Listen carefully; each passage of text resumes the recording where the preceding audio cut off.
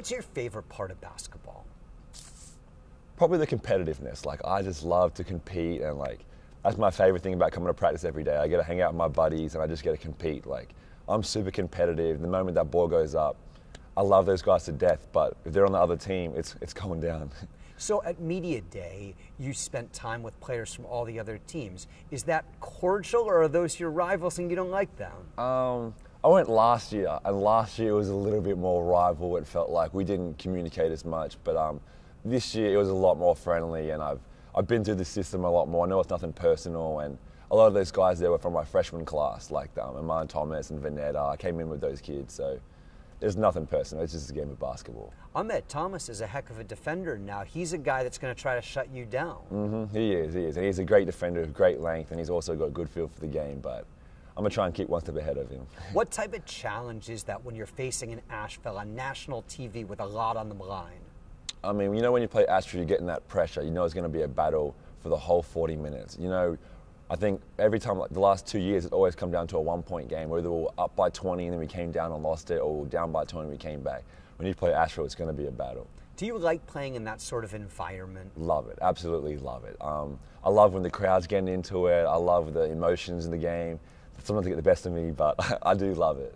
Let's talk about that. You pick up technical fouls. I do. Every time you do it, you apologize and you feel bad. But is that just part of who you are?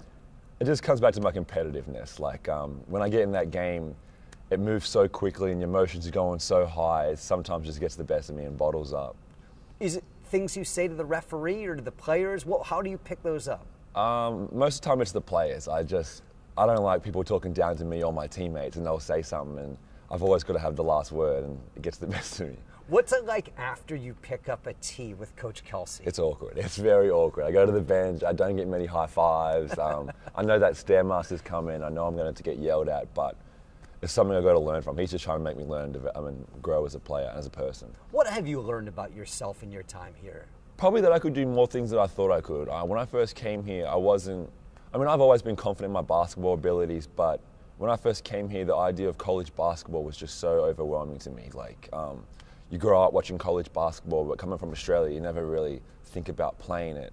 And then when I come over here, it was so much for me. So my freshman year, I knew I could have done more than what I did, and it didn't hurt me going into my sophomore year, but it drove me. Like, it drove me into that. After my freshman year in the off-season, I worked real hard because I knew I could offer more, and I came back my sophomore year and I offered a little bit more. Whether it be because of foul trouble or because of the nose you're not playing, when you're not on the court, but you're still a part of the team, what are you doing? I'm shaking. I just want to get on the court so bad, to be honest with you. I'm out there on the sidelines coaching the team up and calling out stuff to help everybody out, but inside I'm just wanting to get out there. Like, I can't stand sitting on the sideline. I can't. And it really annoyed me with my nose because, like, in the past I've had like ankle injuries and like, you know, you can't go because like you try and it hurts. But if it's a nose, it's like a little pretty boy injury. Like, you don't need to worry about that. And I had to sit out for 5 weeks for that, and it was killing me. I was trying to get in the drills, and coaches like, nah, you got to get out. Like, you're going to get injured worse. So that was killing me, watching everybody else get better around me. And I can get better by working on my handles and shooting, but there's no way to get better besides just playing and competing. So I felt like everyone was getting an advantage on me, and that killed me inside.